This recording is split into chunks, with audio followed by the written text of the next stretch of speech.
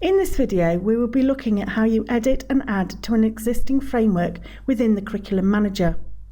Before you watch this video, please make sure that you have taken the time to watch the video and overview to the Curriculum Manager, as this will help you to understand some of the concepts that are being covered in this video.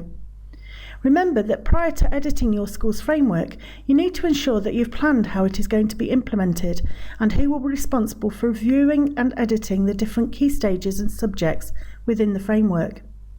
Please refer to the implementation planning material that Frog will have provided you with for further support and guidance.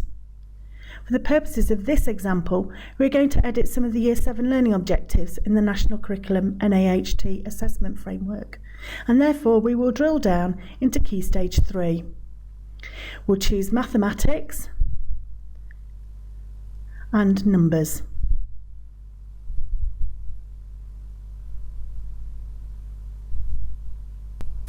Once we have the learning objectives appearing on the screen, it is then possible to make changes to the objectives. To do this, click on the Edit button on the top right of the screen. This changes into Edit mode. Firstly, you can see that it is easy to edit an existing learning objective by simply typing in the box. As soon as you start typing, you will notice an M appear on the left-hand side of the learning objective, and this identifies that you have modified a statutory objective. You can click on the blue Save button at any time to save your changes, and it's worth getting into the habit of saving regularly. When you save, a notification message will appear to say that your changes have been saved. Saving will take you out of edit mode, but by clicking the Edit button, again, you can make further changes. You will notice that if you click on the M on any learning objective you have modified, that you will see the original learning objective text. If you want to revert back to this text, then you can use the Rollback button, which appears on the right-hand side. The text is reverted, and the M for Modify disappears.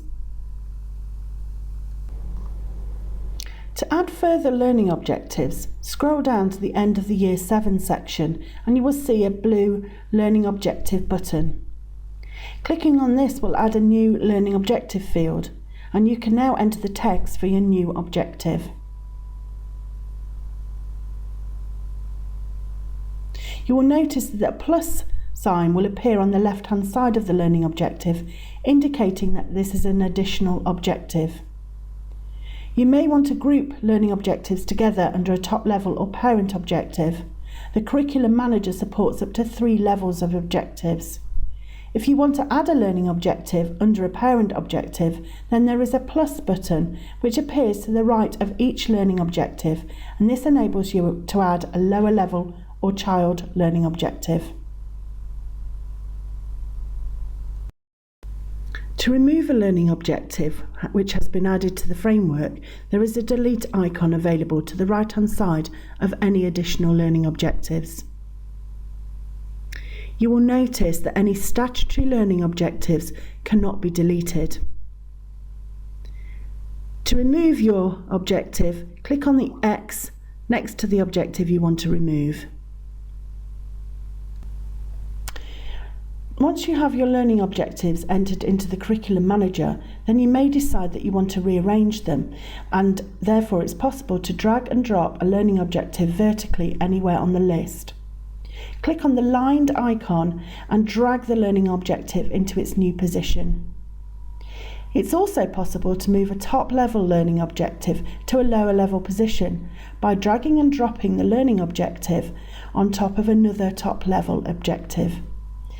It may help to group your learning objectives into logical groupings, as mentioned before. Finally, once you have determined all of your learning objectives, then now is the time to determine which of these objectives you are going to assess against. These become your key performance indicators. You may have made the decision to assess against every learning objective, or you may have chosen only key objectives.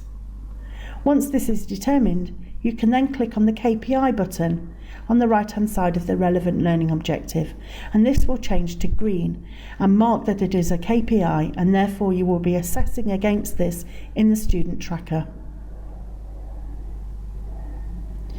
If you haven't already, now is the time to save again in order to save your final changes. Once this is complete, you may want to think about adding resources into the Learning Locker to support the teaching and assessment of each learning objective. Watch the video on adding resources to the Learning Locker to find out more.